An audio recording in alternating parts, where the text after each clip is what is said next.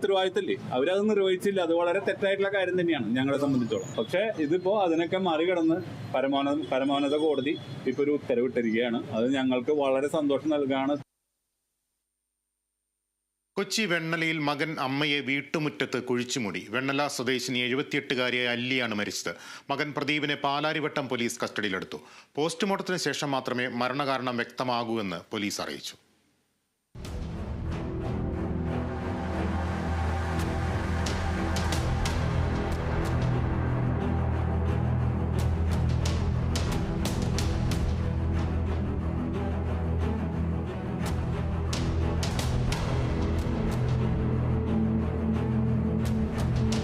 പുലർച്ചെ വെണ്ണലയിലെ വീട്ടുമുറ്റത്ത് പ്രദീപ് കുഴിയെടുക്കുന്നത് കണ്ട് സംശയം തോന്നിയ നാട്ടുകാർ പോലീസിനെ വിവരമറിയിക്കുകയായിരുന്നു.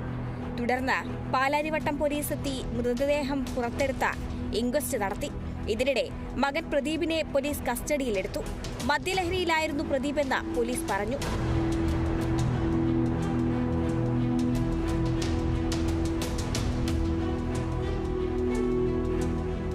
പ്രമേഹരോഗിയായ അമ്മ മരിച്ചതിനെ തുടർന്ന് താൻ മറവ് ചെയ്യുകയായിരുന്നു എന്നാണ് പ്രദീപ് പോലീസിന് നൽകിയ മൊഴി. പ്രദീപ് സ്ഥിരം മദ്യപാനിയാണെന്നും പരിസരവാസികളുമായി ഇയാൾക്ക് വലിയ ബന്ധമില്ലെന്നും നാട്ടുകാർ പറഞ്ഞു. സ്ഥിരം മദ്യപാനിയാണ്. മുൻപ് ഉണ്ടാക്കിയിട്ടുണ്ട്. പോലീസിലും പ്രശ്നം പലർക്കും പോലീസ് വന്ന് പിടിച്ചുകൊണ്ടൊക്കെ പോകാറുള്ളതാണ് അയലോക്കാരൊക്കെ.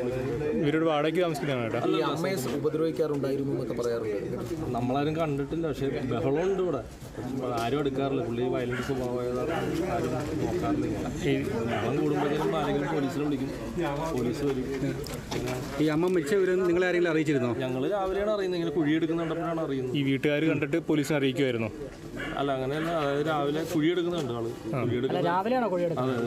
ഇന്ന് വെളുപ്പിനാണ് കുഴിയെടുക്കുന്നുണ്ടപ്പോഴാണ് ഇങ്ങനെ അറിഞ്ഞത്. നോക്കുമ്പോൾ പുള്ളി ഒന്ന് കുഴിച്ചിടുകയാണ്. ടയർ റിപ്പയറിംഗ് കട നടത്തുന്ന പ്രദീപിന് ഭാര്യയും 2 മക്കളുമുണ്ട്. എന്നാൽ സംഭവ സമയത്ത് പ്രദീപും അമ്മ അല്ലിയും മാത്രമേ വീട്ടിലുണ്ടായിരുന്നുള്ളൂ എന്നും വാർഡ് കൗൺസിലറും വ്യക്തമാക്കി. ഇവന് പരസ്പര വിരുദ്ധമായിട്ടുള്ള കാര്യങ്ങളൊക്കെയാണ് പറയുന്നത്. ഇത് നേരത്തെ മരിച്ചതാണോ, മരിക്കുന്നതിന് മുമ്പേ കുഴിച്ചിട്ടോ നമുക്കറിയില്ല. അതൊക്കെ പോസ്റ്റ്മോർട്ടം ചെയ്ത് കഴിഞ്ഞിട്ടേ അറിയുള്ളൂ. എന്തായാലും മരിച്ചു. അവർക്ക് വലിയ ആരോഗ്യ പ്രശ്നങ്ങളൊന്നും ഉണ്ടായിരുന്നില്ല. ഷുഗർ പേഷ്യൻ്റാണ്. അത് ഈ കാലമൊക്കെ എപ്പോഴും പൊട്ടിയെന്ന് കുറേ നാളായിട്ട് എപ്പോഴും കാലം കെട്ടുകയൊക്കെ നടക്കും. കഴിഞ്ഞിടയ്ക്ക് പാലിയേറ്റീവുകാർ എന്നോട് പറഞ്ഞു ഇപ്പം പുഴുവായിട്ടുണ്ടെന്നൊക്കെ പറഞ്ഞ് ഹോസ്പിറ്റലിൽ അഡ്മിറ്റ് ആക്കണമെന്ന് പറഞ്ഞു. അത് ഞാൻ റെസിഡൻസിൽ അറിയിച്ചു. പക്ഷേ ഇവരെ കൊണ്ടുപോകാൻ ആരുമില്ല. കൊണ്ടുപോയിട്ട് പ്രദീപിൻ്റെ വൈഫ് മൂത്ത മകനും പിണങ്ങി പോയിരിക്കുകയാണ് ഇവരുമായിട്ട്.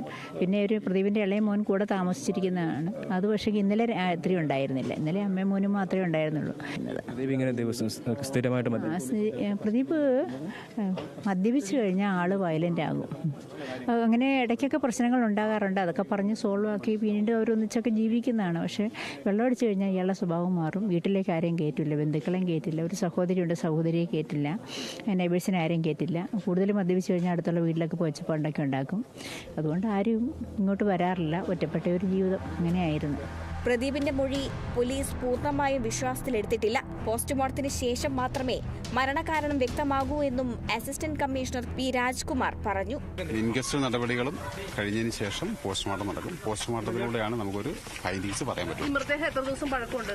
ഇന്നലെ രാത്രിയിലോ ഇന്ന് രാവിലെ ആയിരിക്കാം. നിലവിൽ എന്തെങ്കിലും സംശയമുണ്ടോ? അല്ല, ഞാൻ പറയും പോസ്റ്റ്മോർട്ടം കഴിഞ്ഞിട്ട്. ഈ മകന്റെ മൊഴി അങ്ങനെയാണ് ഇപ്പൊ പറഞ്ഞേക്കണം. നമ്മളൊന്ന് പോസ്റ്റ്മോർട്ടം കഴിഞ്ഞിട്ട് പറയാം.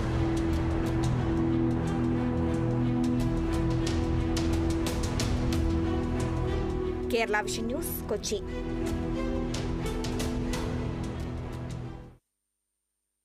സിനിമാ മേഖലയിലെ ചൂഷണത്തിൽ ഹേമ കമ്മിറ്റിക്ക് മൊഴി നൽകാത്തവർക്ക് പ്രത്യേക അന്വേഷണ സംഘത്തിന് പരാതി നൽകാമെന്ന് ഹൈക്കോടതി.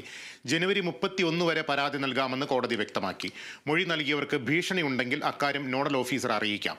നോഡൽ ഓഫീസർ ഇക്കാര്യം പ്രത്യേക സംഘത്തെ അറിയിക്കണം. ഹേമ കമ്മിറ്റി റിപ്പോർട്ടിന്റെ അടിസ്ഥാനത്തിൽ 50 കേസുകൾ രജിസ്റ്റർ ചെയ്തെന്നും 4 കേസുകളിൽ അന്വേഷണം